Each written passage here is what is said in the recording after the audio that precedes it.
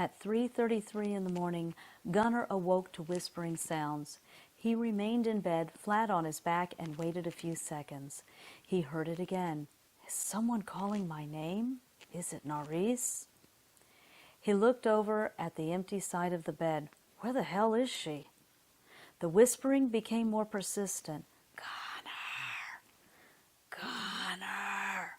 The next time he heard his name called, it was angry, with an evil grunting laced through it. Gunnar! His heart pounded. He reached over to the drawer of the nightstand and hastily grabbed his loaded pistol.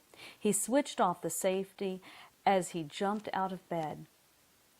Carefully he crept up the stairs, the wooden steps creaking with each fearful footing. His ashen face, wide eyes, and shaking hands reached the top of the landing. Everything was eerily quiet. He stayed frozen.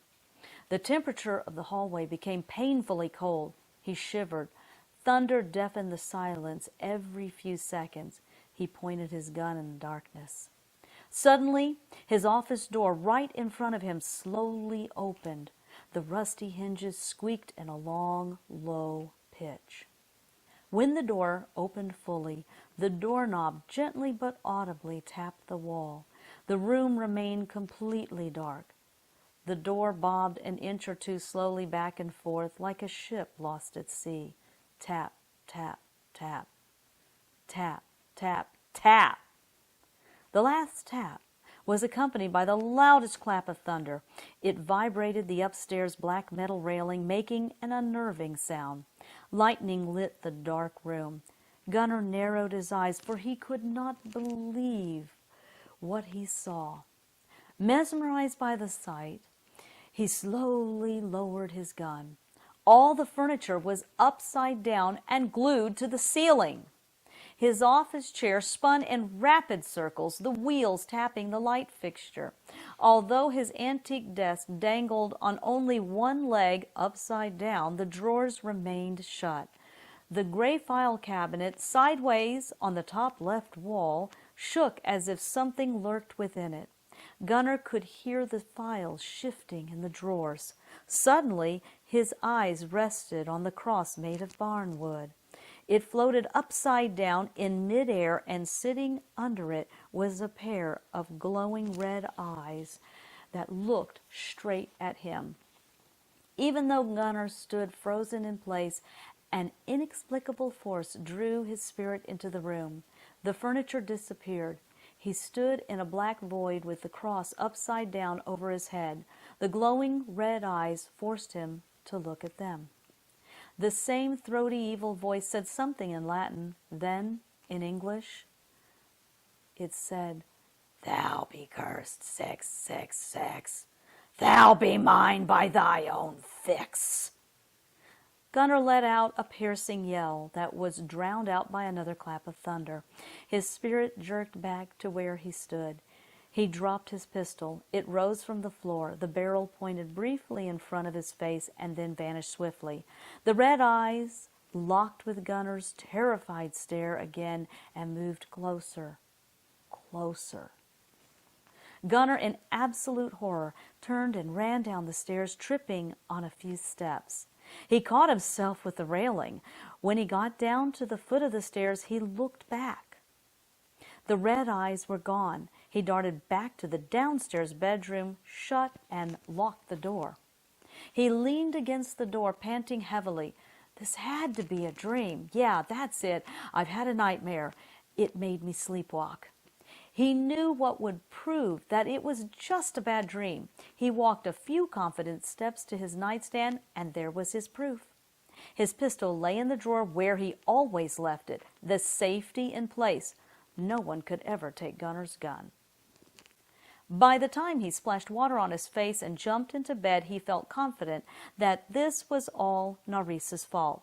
She must have been watching one of those horror movies while I was asleep, and that put ideas in my head. After a few moments, he realized that she was not in the living room before he went to bed. So, no, that was not it. Then, just as quickly, his mind solved the mystery. It was that exotic Greek food she bought as a present. Some gift. More like revenge for hitting her the other day.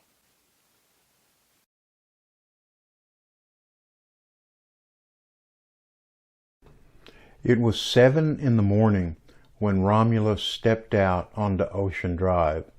A light fog floated above the ground. The humid air full of pollutants made his tunic stick to his synth skin. Mosquitoes swarmed around him. There were so many that they could clog his air intake portals and lay their eggs in his water reservoir. He was right next to a crane lowering a steel beam toward a crew of workers. The work went on day and night.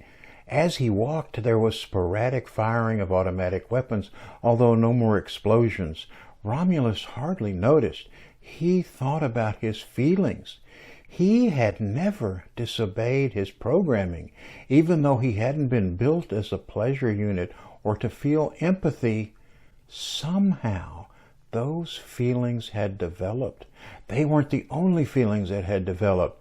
He had also developed a sense of humor. He walked along Ocean Drive toward Morgan Avenue. Many others, both reals and faxes, walked with him. They were going to or getting off work from the hospital. As he walked, he thought of his joke about hospital infrastructure. He felt a crackling electricity of joy and laughed out loud. It was no quick laugh. It was a rollicking hoot that built on itself until he was having trouble walking. Everyone stared at him because he was laughing so uproariously, and he repressed his howls. As a young fax, he had never laughed. Only older faxes started to see humor, and there were few faxes as old as he was. Vehicles sped past on Ocean Drive. There were buses, self-driving vehicles, and cowboy 4x4s with machine guns mounted in the bed. They splashed rainwater and spewed exhaust. Individual reals had once been able to afford personal transportation, but that was no longer possible. They had to rely on buses or fractional ownership of self-driving vehicles. A limousine with cattle horns on the hood and the Corpus Christi logo on the doors rolled past and slowed as it neared the hospital entrance. That was Billy Bob's personal limo. Romulus had seen it on the news. A chauffeur with a white cowboy hat drove. 3 4x4s followed it. The passenger in the last one looked at Romulus, or seemed to look at him. He wore mirror-lensed sunglasses, making it hard to tell for sure. Romulus had just committed a crime that could lead to summary recycling, so maybe he was just being paranoid. The fierce sun rose over Corpus Christi Bay. It was already 80 degrees, and the temperature would soar to 100. There was a sticky residue on the cracked sidewalk, the remnants of all the pollutants and other particulates. Some days the heat would burn off the fog, leaving more residue. That day dark clouds gathered, and an oily drizzle fell as he walked to the bus station. The moisture and pollutants didn't bother him the way it bothered the reals. He could feel it, and he could analyze its constituents. The advanced sensing array in his synth skin was not the latest and best, but was more than adequate to tell him if there was something caustic. What he struggled to understand was the emotional component. The weather delighted humans or threw them into depression. A bright sunny day generally lifted their spirits, and a dark overcast day plunged them into despair. But it wasn't always that way. Sometimes the relentless sun depressed them, and sometimes a stormy day delighted them. He had no such emotions, and that made him sad. The deteriorating buildings of old downtown sat in the fetid water in the bay. As sea levels rose worldwide, the city-states could not handle the change. Old downtown was lower than the hospital.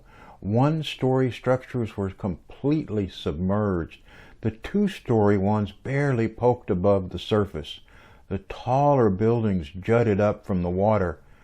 They had been steadily deteriorating and had become the province of mutated animals, alligators and water snakes at the lower levels, and gulls and other birds at the higher levels.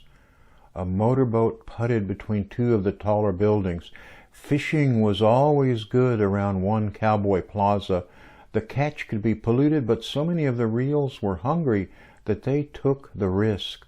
Above, high in the shattered windows of one cowboy, two huge gulls swooped down to follow the boat.